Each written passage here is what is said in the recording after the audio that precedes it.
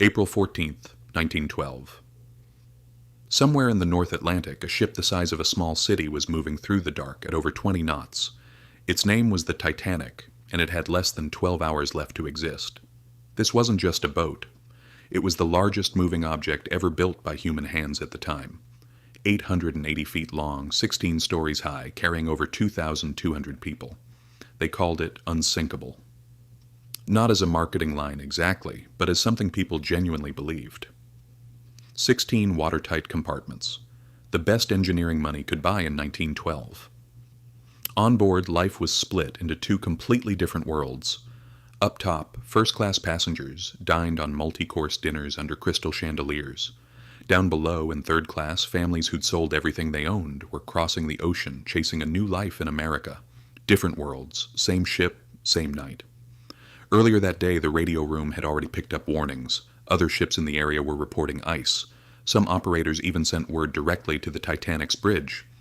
Here's the detail that still stings.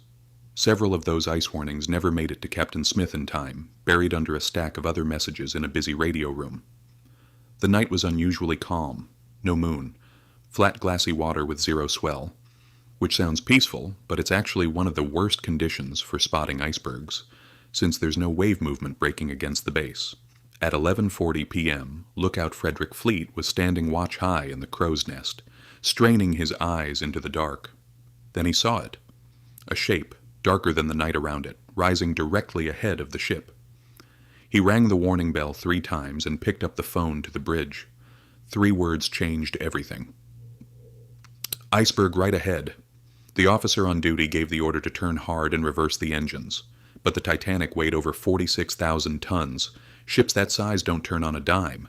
For 37 agonizing seconds, the crew watched the iceberg get closer, knowing the ship was responding too slowly to fully avoid it. At 11:40 p.m., the Titanic's starboard side scraped along the iceberg below the waterline. No dramatic crash. Passengers upstairs barely felt more than a slight shudder. Below deck, it was a different story. The impact sliced open a series of gashes along the hull, letting freezing seawater pour directly into the lower compartments. The ship's designer, Thomas Andrews, was called down to inspect the damage personally. What he found made his face go pale. 6 of the 16 watertight compartments were already flooding. The ship was designed to survive damage to 4, not 6. Andrews did the math in his head and delivered the verdict quietly to the captain. The Titanic was going to sink. Not might. Would. He gave it roughly 2 hours. At this point, most passengers had no idea anything was wrong. Many had gone back to sleep. The ship's band was still playing lightly in the first-class lounge. Crew members began quietly waking passengers and directing them toward the lifeboats, trying not to cause panic before they had to. But here's the number that changes this entire story. The Titanic carried only 20 lifeboats, enough space for barely half the people on board. Officers began loading the boats, following the maritime tradition of the era, women and children first.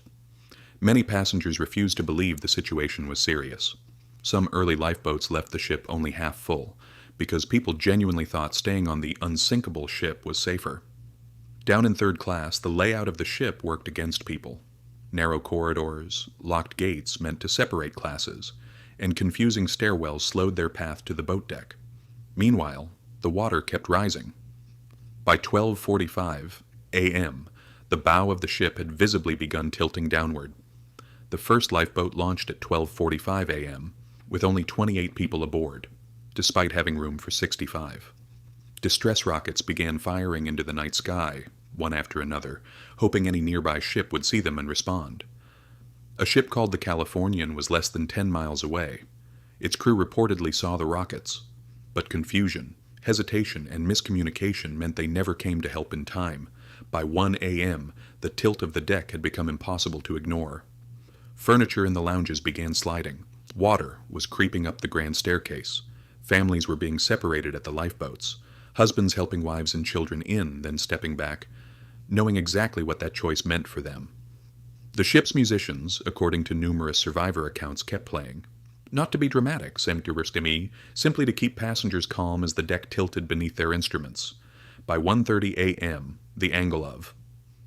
The ship had grown severe enough that walking on deck required holding onto railings. Panic that had been carefully managed for the first hour started breaking through. Some of the later lifeboats were rushed, overloaded, nearly capsizing during launch. Captain Smith moved calmly through the chaos, giving orders, helping load boats, fully aware there wouldn't be one left for him. At 2:05 a.m., the last lifeboat pulled away from the ship. Over 1,500 people were still on board with nowhere left to go. The bow was now almost completely submerged. The stern was rising unnaturally high out of the water, lifted by the weight pulling the front of the ship down. Inside, furniture, pianos, and unsecured cargo crashed forward through walls and corridors as the angle became nearly vertical.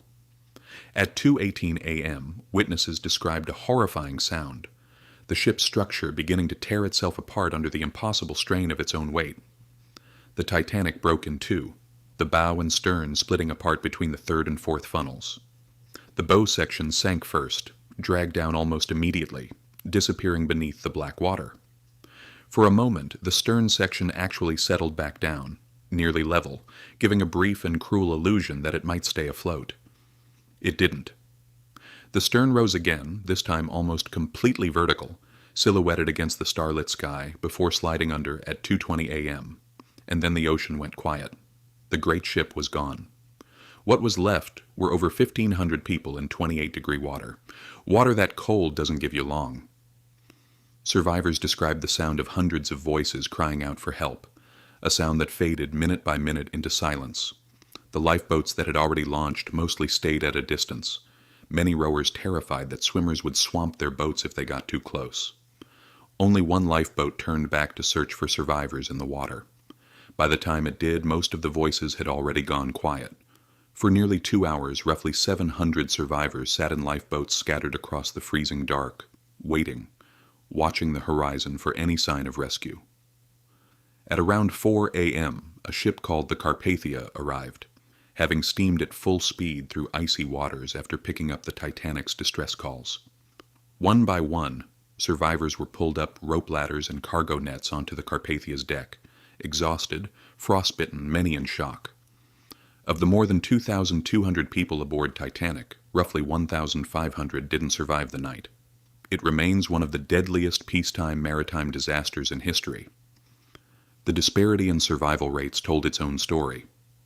First-class passengers survived at dramatically higher rates than those in third class, a detail investigators couldn't ignore.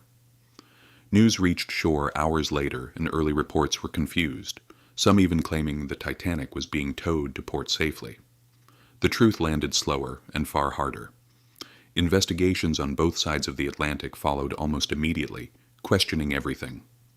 The lifeboat shortage, the ignored warnings, the response from nearby ships.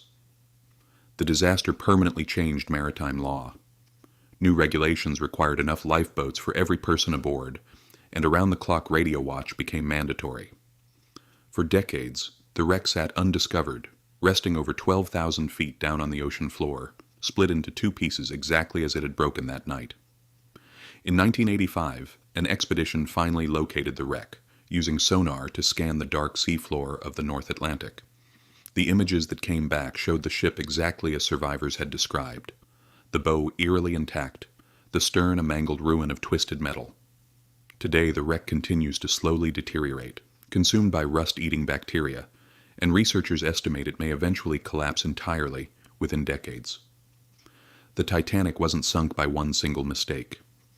It was a chain of small decisions, an ignored warning, too few lifeboats, a nearby ship that didn't respond, that turned an ordinary crossing into one of history's most unforgettable nights. If you want more stories like this, subscribe. There's a lot more history worth remembering.